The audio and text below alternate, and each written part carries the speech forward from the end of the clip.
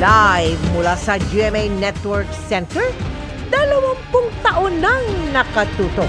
24 oras.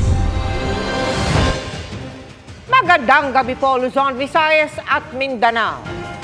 Sa bisperas ng deadline, naghain ng kanyang kandidatura sa pagkaalkalde ng Davao City si dating Pangulong Rodrigo Duterte. Sinagot niya rin kung bakit hindi na niya kayang tumakbo para sa isang national position at binanggit ang sakit na cancer. Nagpahaging din ang dating Pangulo sakaling imbitahin sa Kamara kaugnay sa drug war ng kanyang administrasyon. Tinutukan yan live ni Argel Relator ng GMA Regional TV. Argel. Mel, Emil, Vicky, aasahan ang Duterte-Duterte tandem sa pinakamataas na mga posisyon sa Davao City matapos ngang maghain na ng kanilang Certificate of Candidacy si dating Pangulong Rodrigo Duterte pagka-alkalde ng lungsod at Vice Mayor naman ang anak niya na si incumbent Mayor Sebastian Baste Duterte. Pasado alas 4 ng hapon, magkasamang dumating sa tanggapan ng Comelec Davao sina dating Pangulong Rodrigo Duterte at anak na si Davao City Mayor Baste Duterte. Ang mag-ama naghain ng kanilang Certificate of Candidacy. Ang dating Pangulo ang siyang tatakbong Mayor ng Davao. Ang anak namang si Baste, bababa para maging kanyang Vice Mayor. Nauna namang naghain ng COC para sa kanyang ikatlong termino bilang Davao City 1st District Representative si Congressman Paulo Duterte sa pamamagitan ng kanyang abogado.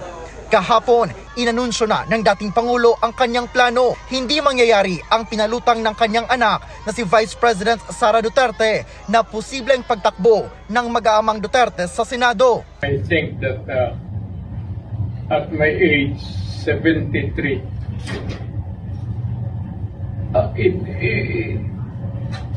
mukhang hindi ko na kaya. Let us be realistic about it. You think that I can carry a national campaign at my age? Or you want me to die? Magkukulaps lang ako niyan eh. Habang ipinapaliwanag naman ng Pangulo kung bakit mag-Vice Mayor si Baste, nabanggit niya ang kanya raw sakit na cancer. Wala nang idinagdag na detalye tungkol dyan ang dating Pangulo. Kasabay ng anunsyo kahapon, sinabi ni Duterte ang handa siyang humarap sa pagdinig ng Quad Committee ng Kamara sa drug war ng kanyang administrasyon. Noong isang buwan, inimbitahan ang dating Pangulo na humarap sa komite matapos siyang idawit sa pagpatay sa mga Chinese drug lords sa Bilibid noong 2016. If they will invite me, I just hope that they would ask educated questions. Makakaharap ni Duterte sa mayoral race si Bishop Rodolfo Rodcubos, founder ng Christ the Healer International Missions Movement. Ang advantage ko dito, yung mga tao ang nagsasalita. Taong bayan ang nagsasalita. Wala akong against sa kay Tatay Digong. Si Tatay Digong is my Tatay Digong. Kung si Tatay walang problema, matanda na, mahina na ang katawan. Hindi natin maipagkaila yan. Kaya iniisip ko, gusto ko ng totoong kausaban, totoong pagbabago. Katandem niya bilang vice-alkalde ang dating empleyado ng City Government of Davao na si Rodora Barcena.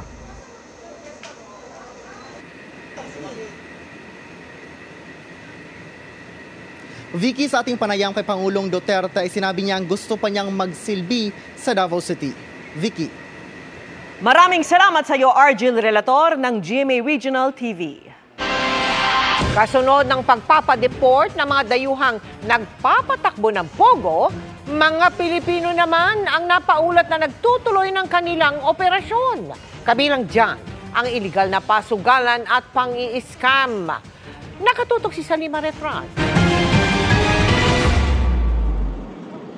Sa sinalakay na IGL o Internet Gaming Licensee sa Pasay noong nakaraang linggo, kapon-napon ang bukod sa mga banyaga, may mga Pilipino na ring empleyado.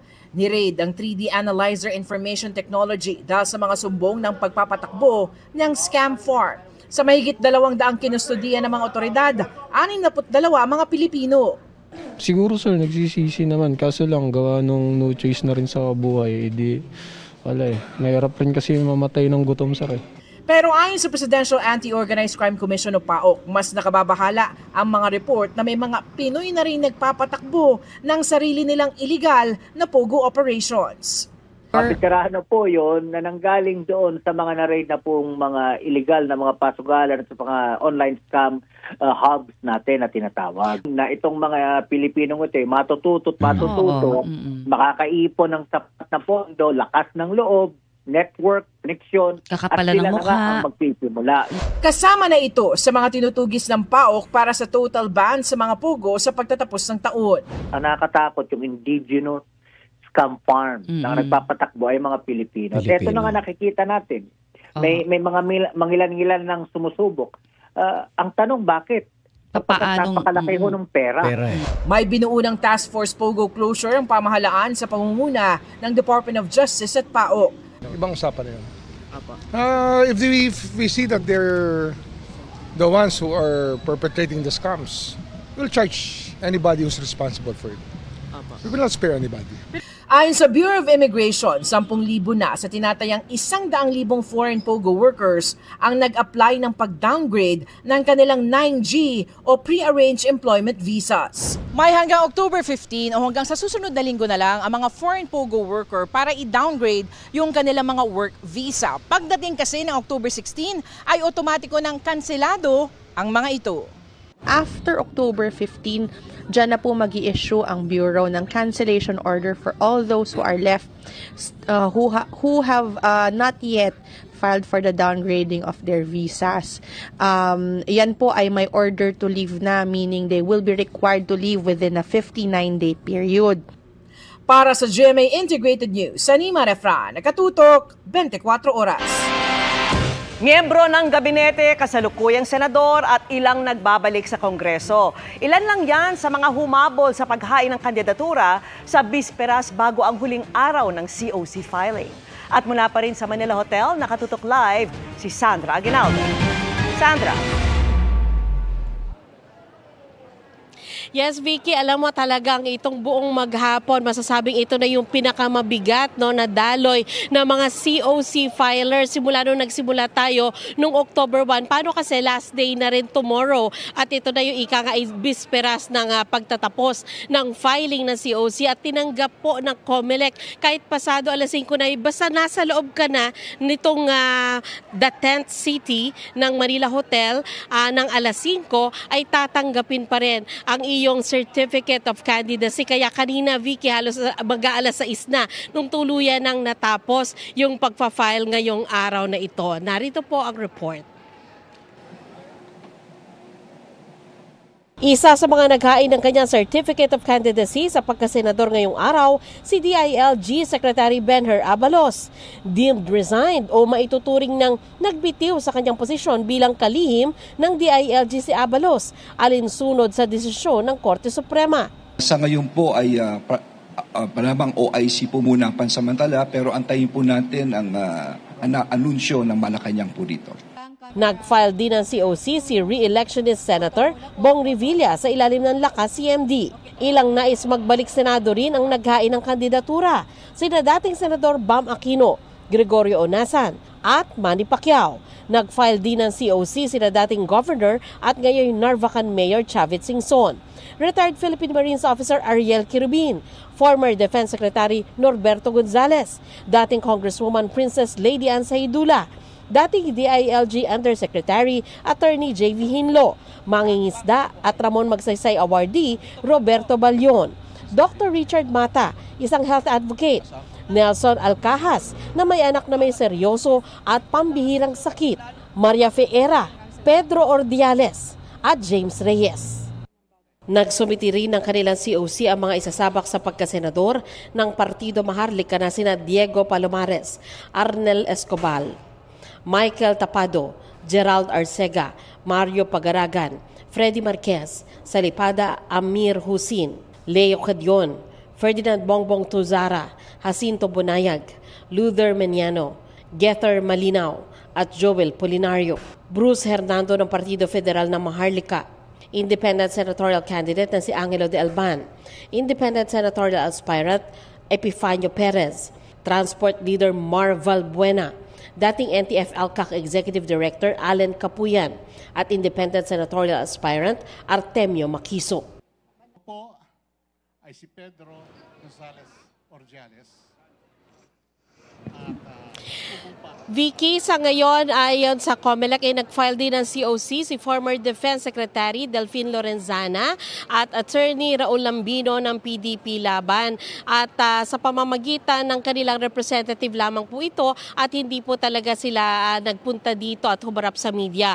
Kabilang din sa nag-file ngayong araw sina Fernando Diaz, David De Angelo, Orlando de Guzman, Edgardo Duque, Jeffrey Adriano, Nelling Paliza, Eduardo Bautista. May mga iba pa pong mga nag-file ng COC sa pagkasenador ngayong araw na hindi na humarap sa media at sila ay sina Humalon Alice, Oga Patoza, Yuloyo Alwarico Tam, Jose Abelardo Asuncion Onghoko, at Oscar De Leon Kasipong at Agapito Managase. So Vicky, sa ngayon ay malinis na. Kumbaga ikang wala ng tao halos dito kundi mga miyembro ng media at naghahanda na po ang COMELEC sa isang malaking araw. Bukas ang huling araw po ng filing ng COC. Vicky? Sandra, so ngayon, ilan na ang mga naghain ng COC sa pagkasenador?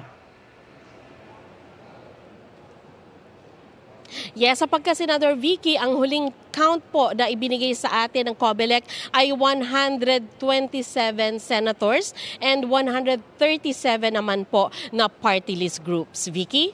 Sandra, bukas na ang last day ng COC filing. At natin ang sinabi ng COMELEC, hindi na nila papayagan yung palitan ng kandidato pagkatapos ng October 8. Ano na ba yung rules ng COMELEC tungkol sa substitution?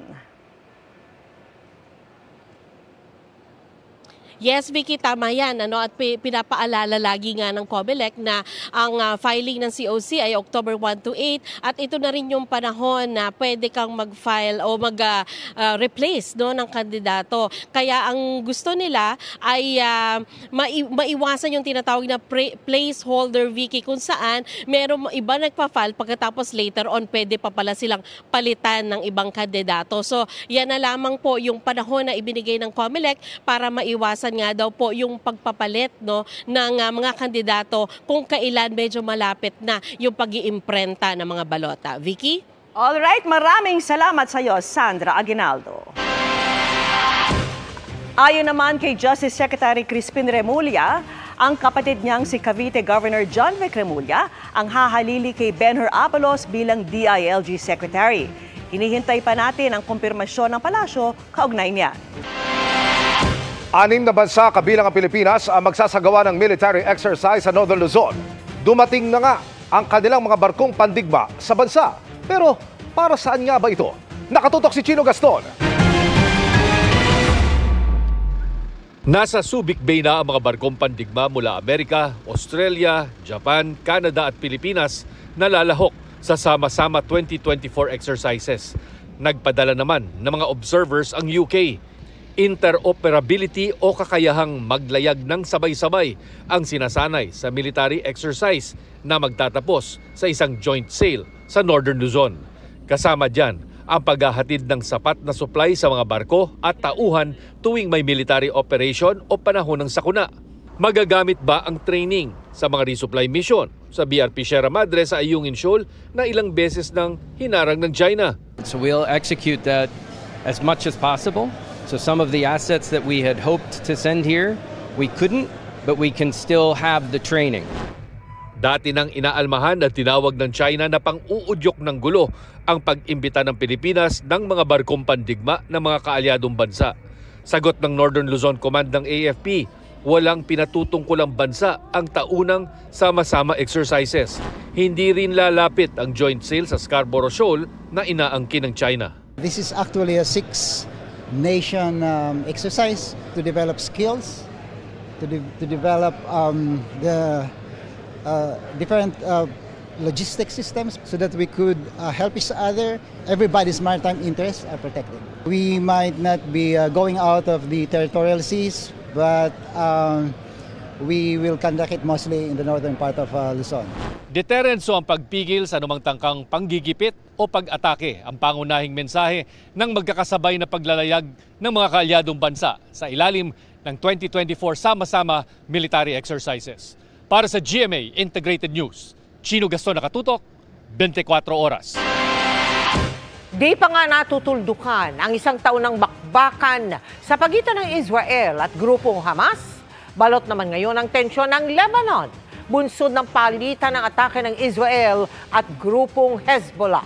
Kabilang sa mga apektado, kapwa nating Pilipino na naghihintay ng ma-repatriate.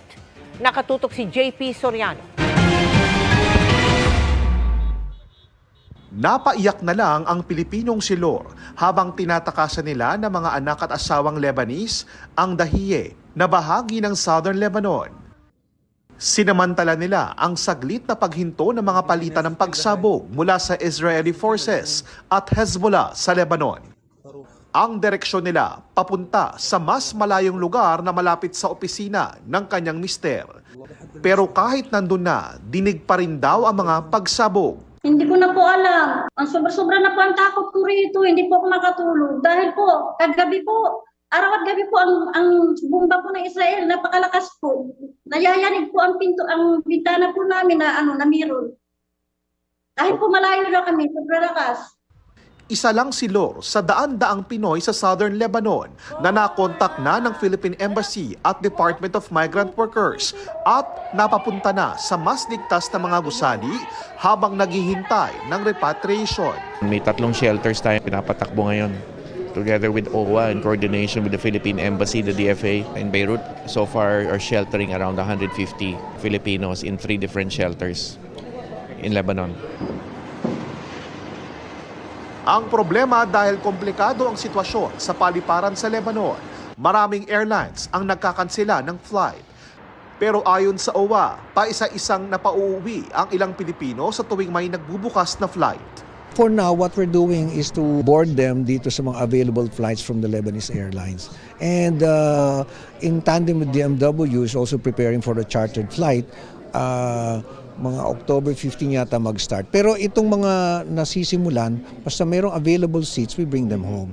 Ang pag-atake ng Israel sa Lebanon ganti nila sa sunod-sunod na pag-atake ng Hezbollah at pagsuporta sa grupong Hamas kung saan may giyera ang bansang Israel.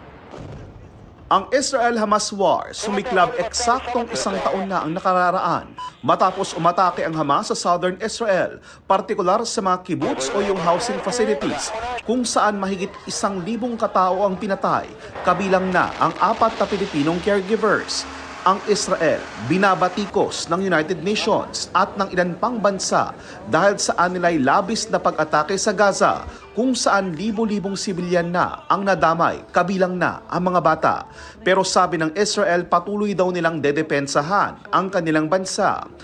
Ang isa sa mga dinukot ng Hamas at kalaunay nakaligtas na si Jelinor Jimmy Pacheco bumalik ng Israel matapos makalaya pero nagdesisyong umuwi na muna sa Pilipinas dahil para sa kanya mas tumitindi ang sitwasyon ng giyera. Mas lalong naging worse kasi yung situation. Iniisip ko na baka mawalan na ako ng swerte sa buhay so babalik muna ako sa Pilipinas. IDF and the Israeli government is doing its utmost to keep the safety of everybody in Israel. Para sa GMA Integrated News, JP Soriano, nakatutok 24 oras.